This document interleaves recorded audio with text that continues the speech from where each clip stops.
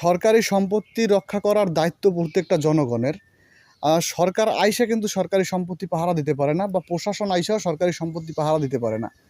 এই যে আজকে যে বিষয়টা আপনাদের সামনে আমরা তুলে ধরতেছি, এই বিষয়টা হচ্ছে একটা সরকারি রাস্তা। এখানে রাস্তাটা ইটের রাস্তা নির্মাণ ছিল, ইট সোলিংয়ের রাস্তা। আমি যেখানে বর্তমানে দাঁড়ানো আছি এখানে ইট আছে, আর এই যে সামনে যে জায়গাটা আছে এই জায়গাটায় ইট নাই।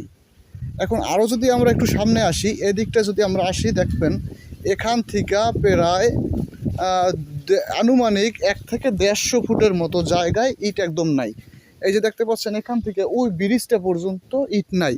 এই ইটগুলা কে বা কাহারা এখান থেকে নিয়ে গেছে, আর নেওয়ার লজিক কী লজিকে নেছে বা কেন নেছে বিষয় এখন পর্যন্ত আমরা জানতে পারি নাই। তো জানার চেষ্টা করতেছি স্থানীয় লোকজনের কাছ থেকে যে এই ইটগুলা কেন নিয়ে গেছে বা কে নিয়ে গেছে, কাহারা নিয়ে গেছে, সেটাই জানাবো আপনাদেরকে। দর্শক, যে এই জায়গাটিতে আমরা দাঁড়ানো আছি এটা হচ্ছে ঝালকাঠি জেলার কাঠালিয়া উপজেলার 1 নং শ্রীরামপুর ইউনিয়নের 4 নম্বর ওয়ার্ডের জোড়াপোল থেকে একটু ভিতরে এই খালটাতে বলা হয় গৈবীর খাল। এই যে রাস্তাটা দাঁড়ানো আছে এই রাস্তার ইটগুলো উঠে নিয়ে গেছে বাড়ির ভিতরে। এপাশে দেখতে পাচ্ছি আমরা যে স্থানীয় তৈবুর রহমান নামে এক লোক নিয়ে গেছে। নেওয়ার কারণ হচ্ছে এই পাশটা দেখতে পাচ্ছেন যে বেড়িবাঁধ হয়েছে, যে ফসল রক্ষাবাদ, যেটা বিএডিসির আওতায় ফসল রক্ষাবাদ হয়েছে। এটা হচ্ছে জোড়াপোল থেকে শুরু হয়েছে, এদিকে জোড়াপোল একটু পর থেকে শুরু হয়েছে, এদিকটায় প্রায় কয়েক কিলোমিটারের মতো ভিতরে ঢুকছে, 1-1.5 কিলোমিটারের ভিতরে। তার ভিতরে এই রাস্তার তলে অনেক ইটগুলো পড়ছে। স্থানীয় লোকজন জানাইছে যে এই রাস্তার ভিতরে অনেক ইট পড়ছে, আর কিছু কিছু জায়গায় এই রাস্তার তলে যাতে না পড়ে এজন্য উঠাইয়া রাখা হয়েছে, আলাদা সংরক্ষণ করে রাখা হয়েছে।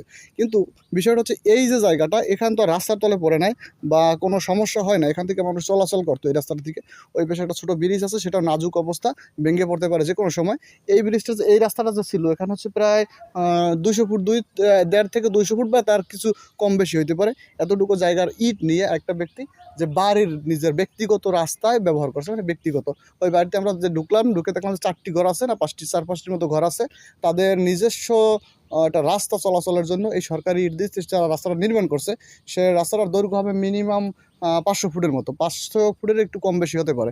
তাই স্থানীয় লোকদের কাছ থেকে আরও একটা তথ্য পেয়েছি আমরা, এখানে এক ব্যক্তি এই সরকারি ইট, রাস্তার ইট নিয়ে সেই ইট ভেঙে খোয়া বানিয়ে তারপর বিল্ডিংয়ের ফ্লোর ঢালাই দিয়েছে। তো এই যদি হয় সরকারি কাজের অবস্থা বা সরকারি একটা সম্পদ যেটা জনগণের রক্ষা করার কথা, তারাই যদি সেই রক্ষাকর্তা হইয়া জনগণ সেটা যে নিয়ে যায়, নিজের জন্য নিজে দিয়ে যায়, জনগণের মাল যদি এক ব্যক্তি ভোগ করে, তাহলে সেটা কিভাবে দেশের উন্নয়ন সম্ভব হয়? আর এটা তো আইসা স্থানীয় দেখা যায় উপজেলা প্রশাসন বা সরকারি লোকজন আইসা এখানে এসে পাহারা দিতে তারা পারবে না। তো কর্তৃপক্ষের দৃষ্টি আকর্ষণ করছি যাতে এটার যথাযথ একটা ব্যবস্থা নেওয়া হয়, পরবর্তীতে যাতে এই সরকারি সম্পত্তি মানুষ ধ্বংস না করতে পারে।